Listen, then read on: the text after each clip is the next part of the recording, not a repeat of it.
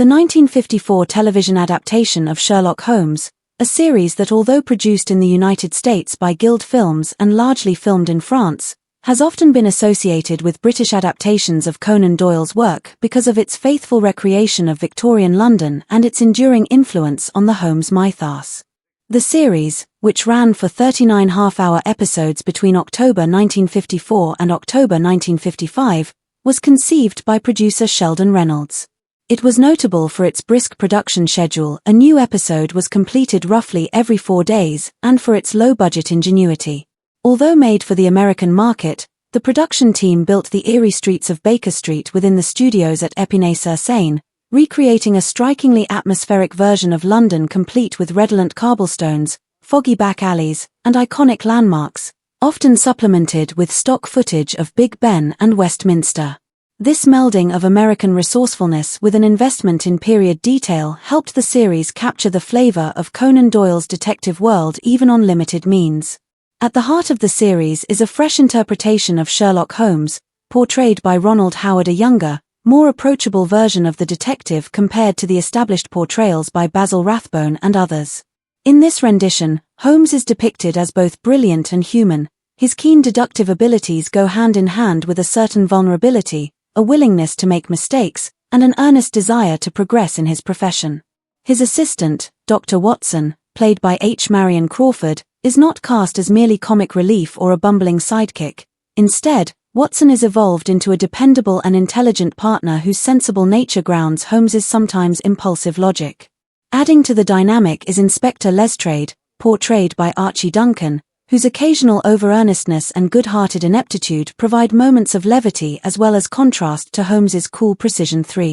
The 39 episodes of the series consist of a mixture of adaptations from Conan Doyle's canonical tales and original mysteries crafted specifically for the new format.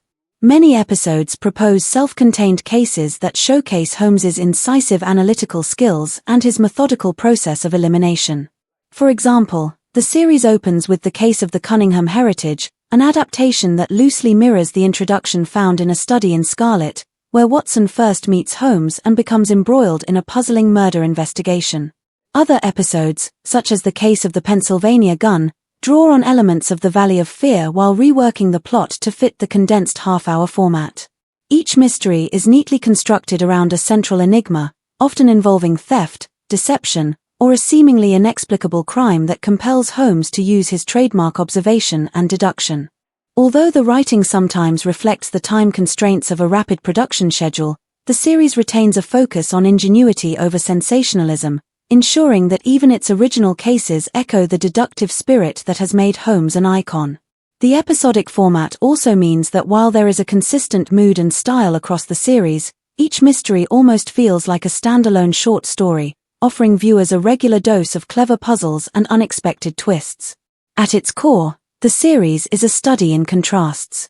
It blends a nostalgic recreation of Victorian London with a modern, for the 1950s, sensibility toward storytelling. The adaptation emphasizes deduction and detail. Every twist, clue, and minor detail is given weight, reinforcing the idea that no observation is too small when solving a crime. Holmes's ability to draw seemingly absurd conclusions from the most mundane details is a recurring theme. Humanizing the genius, departing from the mythic and aloof portrayals of his predecessors, Ronald Howard's Holmes is a more relatable character, flawed yet earnest. This portrayal makes him more of a diligent, sometimes tentative detective learning the ropes rather than an infallible genius. Atmospheric production. Despite its modest budget, the series is remembered fondly for its creative set designs, atmospheric lighting, and the tender recreations of 19th-century London. The recreation of Baker Street in a French studio stands out as an inspired solution, giving the viewer just enough detail to invoke a sense of old London mystery. While some episodes lean on the faster pacing necessitated by the medium of television, many also allow moments for reflective dialogue and the quiet interplay between Holmes and Watson, moments that have come to define the enduring legacy of Conan Doyle's creations. Though it was a relatively short run, this 1954 series holds a special place in the annals of Sherlock Holmes on screen. It was one of the earliest television adaptations to bring the detective's world into viewers' living rooms and paved the way for subsequent series that would explore Holmes in various lights, from campy to deeply dramatic. Its blend of canonical and original material, along with a more youthful, humanized Holmes, offered an alternative take that appealed to both longtime fans and new audiences discovering Sherlock Holmes for the first time.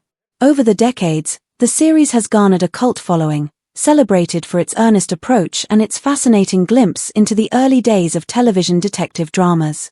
This adaptation remains a noteworthy experiment in early TV production, demonstrating that even with limited resources, strong writing, imaginative set design, and innovative casting can capture the timeless essence of one of literature's greatest detectives.